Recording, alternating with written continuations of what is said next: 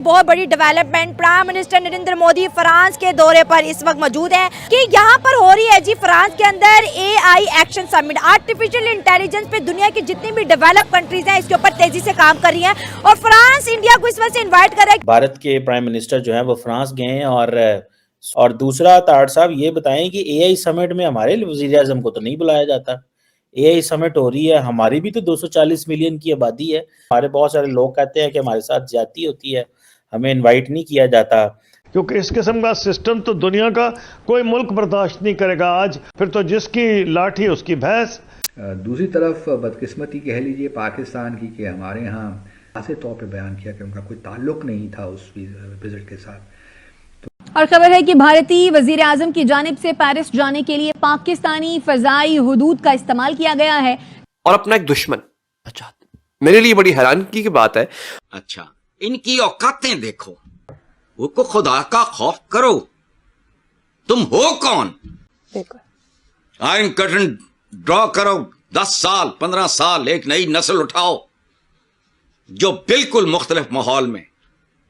Otherwise यहां तुम गला सड़ा काम है सारे का सारा। हमने ये देखा कि president, vice president JD Vance, president Macron और प्राइम मिनिस्टर नरेंद्र मोदी ये एक ही जगह पर इकट्ठे खड़े होकर बातचीत करते नजर आ रहे हैं। जस्टिन ट्रूडो जरा पीछे पीछे कहीं बहुत दूर इधर उधर जो हैं वो नजर आए, वो वैसे भी कन्नी कतरा रहे होंगे ट्रूडो साहब।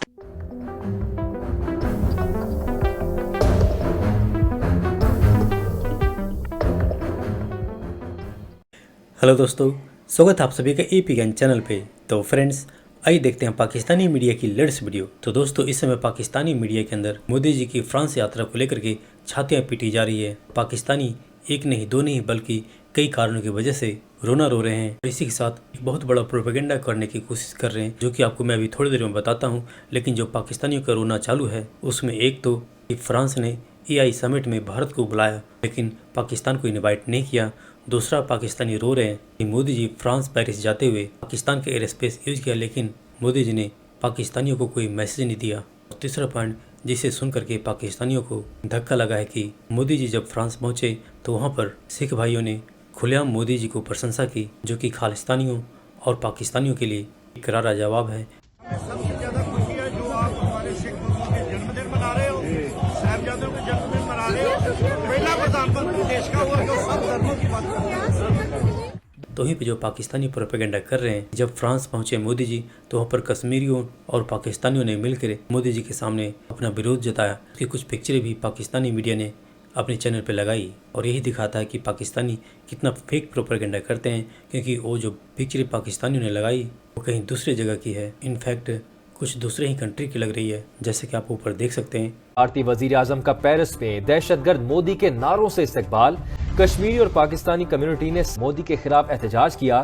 तो दोस्तों, आइए देखते हैं पाकिस्तानी मीडिया की इस लेटेस्ट वीडियो को।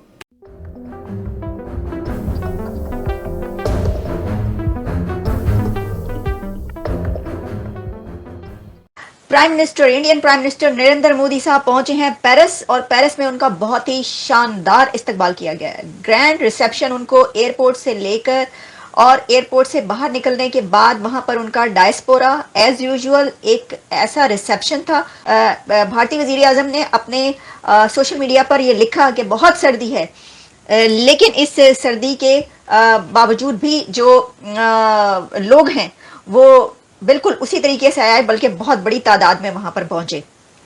तो एक तो ये कि उनका जो रिसेप्शन है बहुत ही जबरदस्त रहा, लेकिन इसकी हम कुछ जो बड़े पॉइंट्स हैं उसके ऊपर हम अभी बात किए लेते हैं। वो ये है कि जो ग्रैंड डिनर एक अलीजे पैलेस में दिया गया, तो अलीजे पैलेस में लाइमलाइट में रहे मोदी साहब। मोदी साहब को जो प्रेसिडेंट मैक्रोन है उन्होंने कैसे वेलकम किया।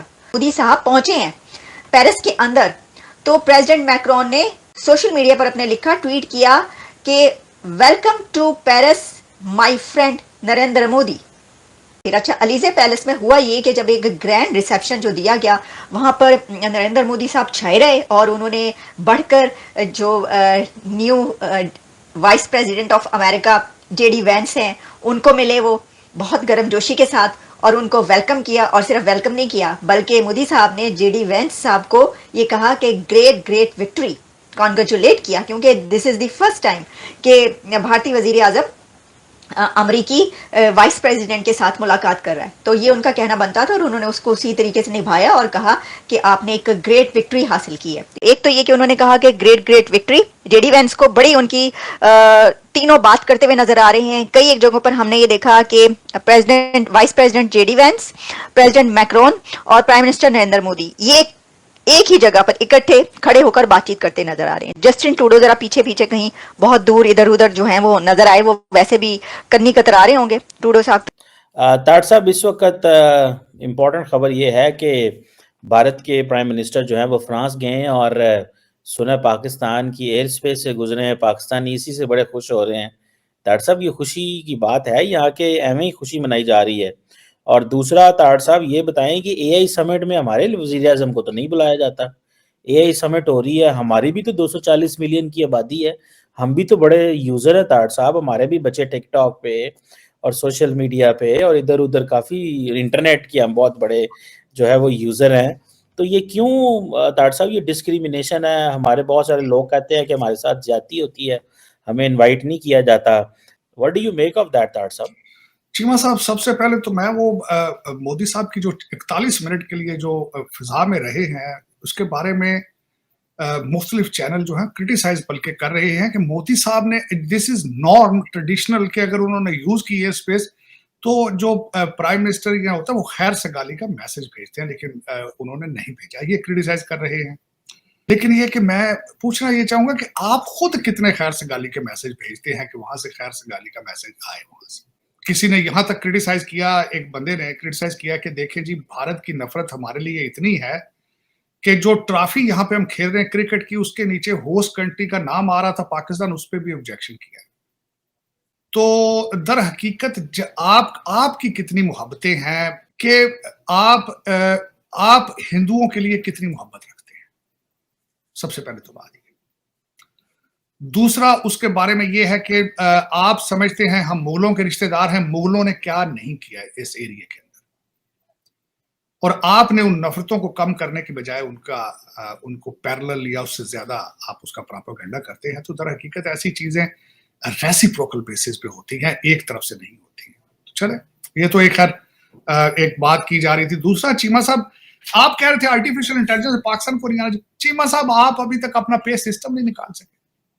मैं भारत गया था चीमा साहब, मैं ढाबे की चाय मुझे बड़ी पसंद होती थी, मैं वहां पे कनाड प्लेस पे मुझे इधर उधर करा, छोटे बच्चों ने चूल्हे, ईंटों के ऊपर चूल्हे रख के बनाए होते थे चीमा साहब। मैं वहां से चाय लेता था तो साथ उनका वो कोड होता था पे करने के लिए क्रेडिट कार्ड से।